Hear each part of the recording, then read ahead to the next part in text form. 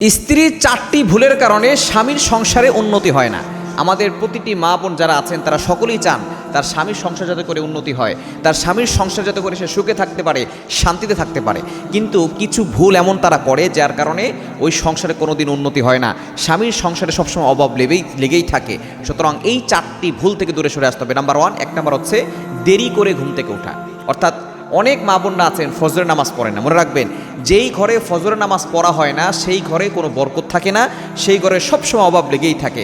কেননা যেই ঘরের মানুষরা ফজরের নামাজ পড়ে না সেই ঘরের মানুষরা বরকত থেকে দূরে সরে যায়, তার ঘরে রহমতের ফেরেশতারা প্রবেশ করে না। এজন্য 1 নাম্বার, দেরি করে ঘুম থেকে উঠা যাবে না, তাড়াতাড়ি ঘুম থেকে উঠতে হবে। যদি সম্ভব হয় তাহাজ্জুদে নামাজ পড়ে স্বামীর জন্য দোয়া করবে, সন্তানের জন্য দোয়া করবে, সংসারের জন্য দোয়া করবে।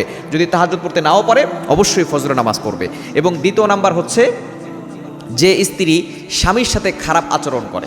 মনে রাখবেন, অনেক স্ত্রী এমন আছে যে তার আশেপাশের অনেক পুরুষের সাথে ভালো করে কথা বলে, রসকস দিয়ে কথা বলে, ভাইয়া ভাইয়া বলে ডাকে, কিন্তু যখন স্বামীর সাথে কথা বলে তখন মনে হয় মেজাজ একেবারে মাথার উপর উঠে থাকে, এমনভাবে কথা বলে কোনো রসকস থাকে না। অথচ নবী সাল্লাল্লাহু আলাইহি ওয়াসাল্লাম বলেছেন তোমরা স্বামীর সাথে সুন্দর করে কথা বলো।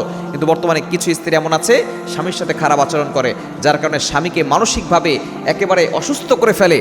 এরকম করলে স্বামীর সংসারে কখনো উন্নতি হয় না। এবং 3 নাম্বার হচ্ছে স্বামীর পরিবারকে নিজের পরিবার না মনে করা।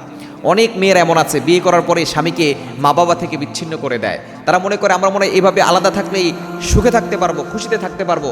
এবং স্বামী যদি তার পিতা মাতাকে টাকা পয়সা দেয় সেটা অনেকে সহ্য করতে পারে না।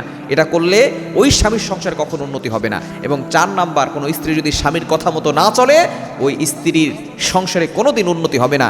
এজন্য এই 4টি ভুল কাজ থেকে আমাদেরকে দূরে সরে আসতে হবে।